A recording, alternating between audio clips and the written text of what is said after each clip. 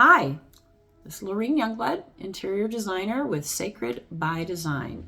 We're going to start this next series on kitchen budgets. This particular video, I'm going to just give some overall guidelines, and we'll carry those guidelines forward as we talk about specific budgets in the next part of the video series. So today we want to talk about kitchen remodels, new kitchens a little bit. Mostly I'm going to talk about remodeling options, but there are going to be some of these budget costs that will be universal regardless. So the first thing we want to make sure that we're aware of is that whatever your budget is, give or take right around 40 to 50% of your budget is going to be your kitchen cabinets. So right off the bat, just make sure that you're budgeting enough for your cabinets. So let's just take the bottom number to be on the safe side. So that's 40% of your budget is going to be for cabinets. Then we're going to have right around 10% or so is going to be countertops. Hopefully also in that backsplash. Depending on how you're doing that, maybe 15% of your budget will be countertops and backsplash. So now we're at 55%. Give or take right around 10 to 15% is going to be your flooring. Now, there are going to be some higher end flooring that will cost more, but within reason, about 10 to 15%. So now we're at 70% of your budget. We want to make sure that you consider, give or take, around 10% for your appliances. That puts us at 80%.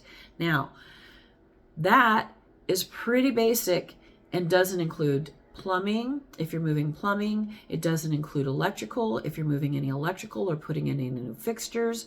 So just keep that in mind. And then you always want to give a 10 to 20% buffer for contingencies. Those are the things that we run into that we don't see because we haven't opened walls or pulled cabinets out yet. So just keep that in mind. That gives you a budget, and within those numbers there's going to be some things included. Let's say maybe in the countertops that includes the sink and faucet part of the budget. Appliances, maybe that includes garbage disposal and dishwasher. There's going to be some fudge in there, but just keep in mind that those numbers can expand really fast, and if you really want to tighten it down, you want to incorporate your contingency. The higher the contingency, the more options you have to play once you either open up walls or decided you want to add some extras to your budget. Maybe you're going to move the refrigerator, you need to move a water line, those types of things. Appliances staying in the same place obviously reduces your overall budget. Now, once you get above what we would consider a gut and replace, those numbers are going to shift because now you've expanded the scope of a project. So maybe at that point, your cabinets are going to be maybe 30 to 40% of your budget because you've expanded the scope, which is going to increase the overall budget and decrease the percentage of what your cabinets are going to take as part of that budget. So let's say you've decided you're gutting walls, you're moving stuff, putting in new windows, new drywall, new paint, you're relocating electrical fixtures, doing all new electrical, all of those things. Now we've expanded another 20% into your electrical and plumbing part of the budget, but that doesn't mean that we get to take it away from somewhere else. So your budget gets expanded. Your cabinets now might be 30% because you've expanded the overall scope of the project. So the initial budget I was talking about is basically for a gut and replace. You pull everything out and you put it all back in the same place.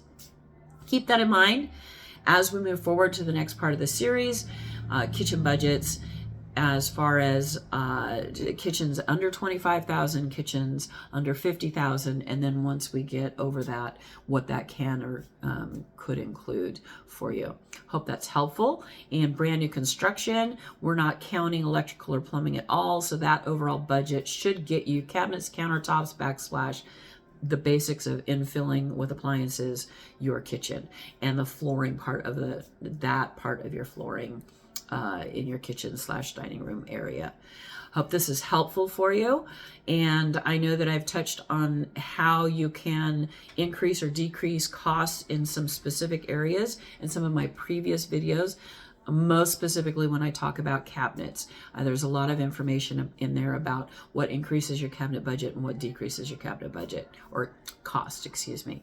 So I hope you've enjoyed, and that you will continue to watch for some more information on kitchen budgets, and we will move on to the next one. Have an amazing day. Lauren Youngblood, Sacred by Design.